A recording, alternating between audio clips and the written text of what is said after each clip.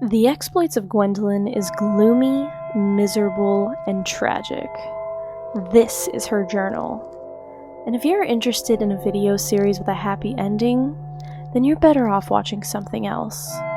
Because there can only be one ending to a Minecraft hardcore world.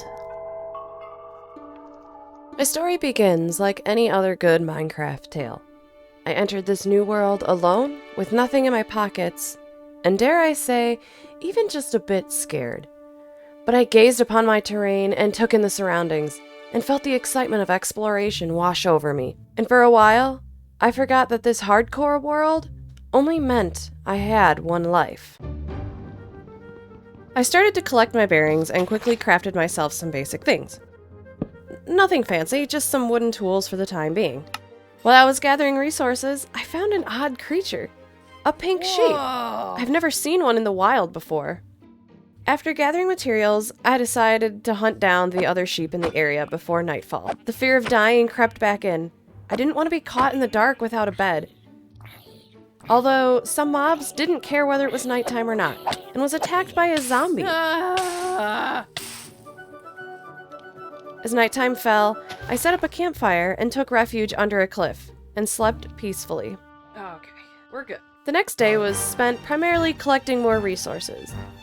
I went to the nearby mangrove forest to gather a stack or two of logs. And on the morning of the second day, I packed up my campsite and headed out for the world. I figured my best chance of surviving would be to find a village. So I climbed to the top of a waterfall to get the lay of the land and see what I could find. That looks pretty nifty over there, too. Traversing up and down the waterfall was an all-day affair.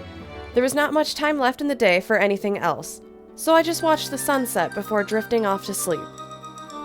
I crafted a boat and headed out to travel deeper into the unknown, collecting materials along the way.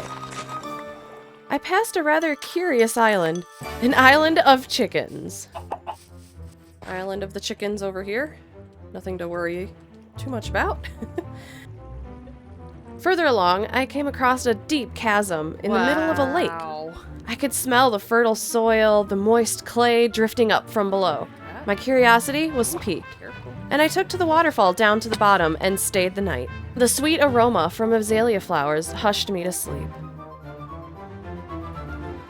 I was lucky enough to find iron, and continued on to explore an abandoned mine. And a creeper. Lovely. I was immediately startled by a creeper that, fortunately for me, was caught up in a cave spider web. I quickly disposed of it and the spider that was lurking above me. Deeper into the mine, I had a close encounter with a zombie that, for the first time, I could feel cold hands squeeze around my soul.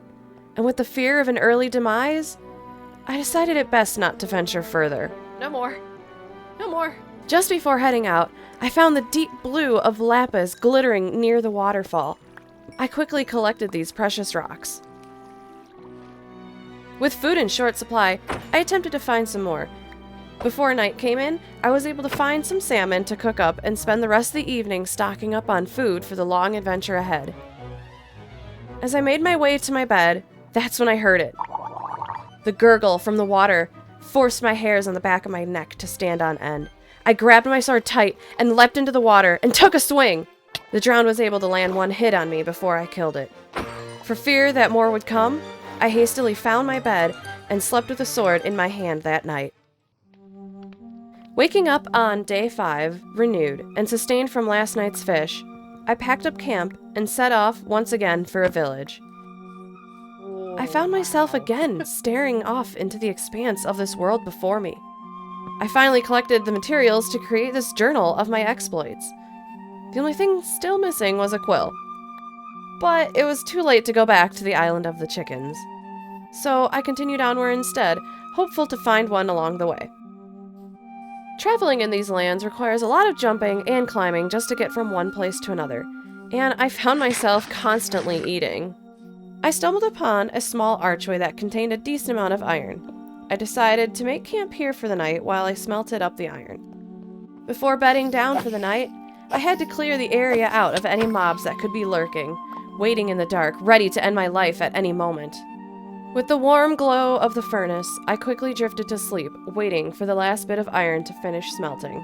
I crafted a full set of iron armor. This should help me stay safe against the mobs. I'm feeling like a real adventurer now. I gave my tools an upgrade as well. Since falling from a great height is a real possibility, I made myself a water bucket with the leftover iron in case the worst should happen. I set off once again to find any signs of a village. Along the way, I practiced jumping with my water bucket to get the timing right. Hopefully my reflexes will be fast enough if I should find myself falling. But I hope I never have to. Wow. I was so enthralled by the land that I wasn't watching where I was walking, and nearly fell into a crack in the earth. Not sure if it would have ended my life, but I wasn't ready to find out. The lush green meadows gave way to a snowy taiga. I could see spruce trees tower high in the peaks. I did finally find a chicken to collect a feather from, and now I was ready to begin recording my journey. I quickly wrote down what I could remember from the last 7 days, and spent the rest of the day trying to figure out how I was going to easily and safely get across to the other side of this crater. I thought I was confident enough to jump down with a water bucket, but reconsider after a closer look. I did find a way around that didn't require me to make a death-defying leap that could potentially end my life. However, the way was blocked by skeletal archers. One shot could send me over the ledge. With the extra iron I found, I quickly smelted and crafted a shield for extra protection. With a shield on my left and a sword on my right, I faced the darkness and defeated the mobs hiding within. I found my courage to navigate around a cliff. One false step and I would be done for.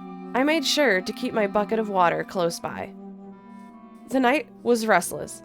Hearing the rattle of a skeleton that I could not see, I was on guard, hoping it wouldn't come near while I slept. With the rising sun, I got the jump on it. I found where it had been watching me all night. Not today, sir. Not today. The sun aided in my fight, burning it to dust. My shield had proved useful, and I was grateful for it. Unsure of where to go next, I climbed up a waterfall to get a better view of the land. But after coming face to face with a creeper, I quickly descended. Avoiding the danger, I was finding my way back up. During this climb, I found the smallest sign of a village. Pathway? A dirt path! I was distracted once again, looking off into the distance to take in the view. During my gaze, I spotted a ruined nether portal and took note of its location. I continued to climb higher to find the village I knew was nearby. It wasn't easy, but it didn't take long for me to find crops, and shortly after, a house.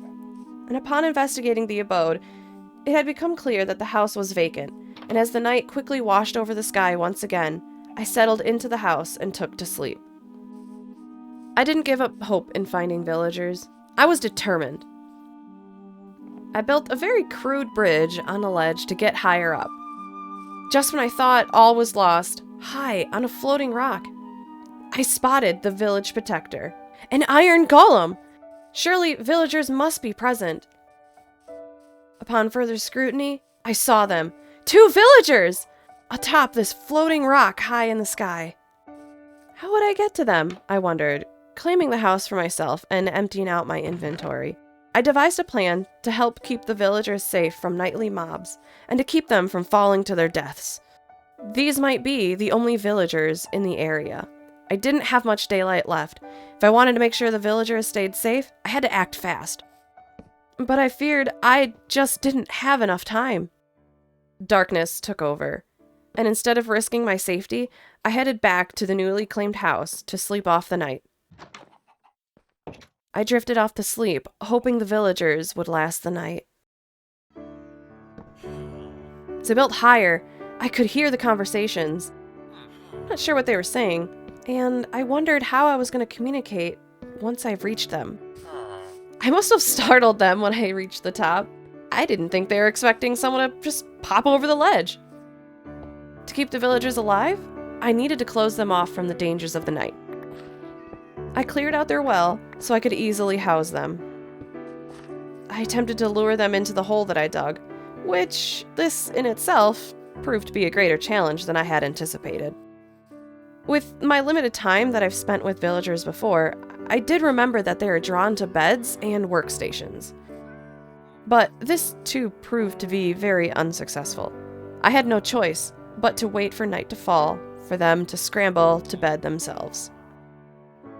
This plan yielded the best outcome, and I quickly closed them off for safekeeping.